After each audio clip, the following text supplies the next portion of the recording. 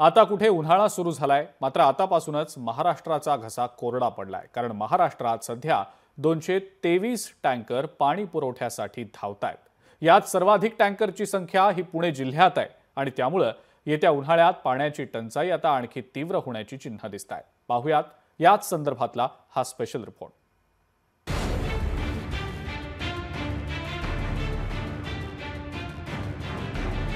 महाराष्ट्राच्या तहानेला टँकरचा आधार। पाणी पुरवठ्यासाठी सर्वाधिक टँकर पुण्यात। उन्हाळ्याच्या सुरुवातीलाच पाण्याची टंचाई।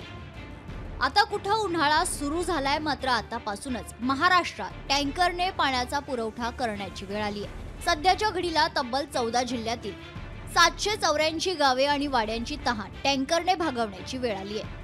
राज्यात सध्या 223 टँकरने पाण्याचा पुरवठा केला जातोय।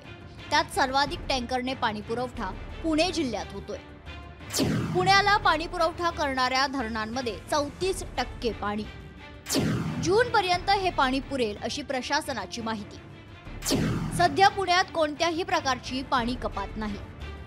मेच्या शेवटच्या टप्प्यात पाण्याचं संकट येण्याची शक्यता। पुण्यात 65 टँकरने व्यावसायिक लोकवस्ती भागात पाणी पुरवठा। छोट्या टँकरला 599, मोठ्या टँकरला 1200 रुपये लागतात। पुण्यानंतर साताऱ्यात 40 टँकरने गावागावात पाणी पुरवठा सुरू। महाराष्ट्रातील सर्व धरणांमधला मिळून पाणीसाठा अर्ध्यावर। पुण्यातही आता पाण्याच्या टँकरच्या मागणीत वाढ झाली आहे। पर्वती जलशुद्धीकरण केंद्रावर टँकरच्या रांगा लागलेल्या आहेत।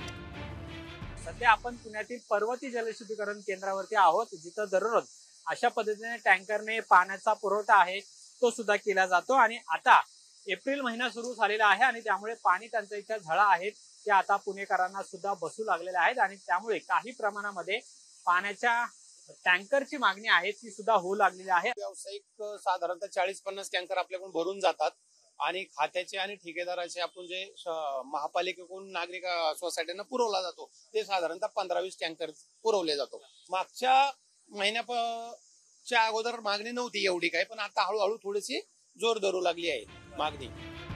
पुणे शहरासह उपनगरातही पाण्याची टंचाई जाणवू लागली।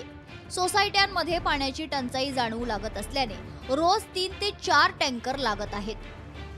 दिवसेंदिवस पाण्याची एवढी समस्या चालू आहे, पाण्याची एवढी काटकसर करावी लागणार आहे आणि करावी लागते। आता दिवसातनं कमीत कमी 3 टँकर, दिवसातनं 3 टँकर 1200 रुपयाला एक टँकरची किंमत आहे। रोज आम्हाला 3600 रुपयाचं पाणी लागते। दिवसामध्ये 3 ते 4 टँकर पाणी मागावं लागते आणि त्यानंतर टाकीची व्यास पातळी जास्त असल्यामुळं ते पातळीला सुद्धा टेकत नाही। त्यामुळे जवळजवळ 4,000चा रोजचा खर्च होतो। 3600 रुपये। महाराष्ट्रात गेल्या काही दिवसांपासून पाण्याची मोठी टंचाई निर्माण झाली आहे। सुमारे 3000 धरणांमधील पाण्याचा साठाही झपाट्यानं खालवत चाललाय। त्यामुळे येत्या उन्हाळ्यात पाण्याचा प्रश्न आणखी गंभीर होणार आहे। त्यामुळे पाणी जपून वापरा असं आवाहन लोकशाही मराठीच्या वतीने करण्यात येतंय। अमोल धर्माधिकारी, लोकशाही मराठी, पुणे।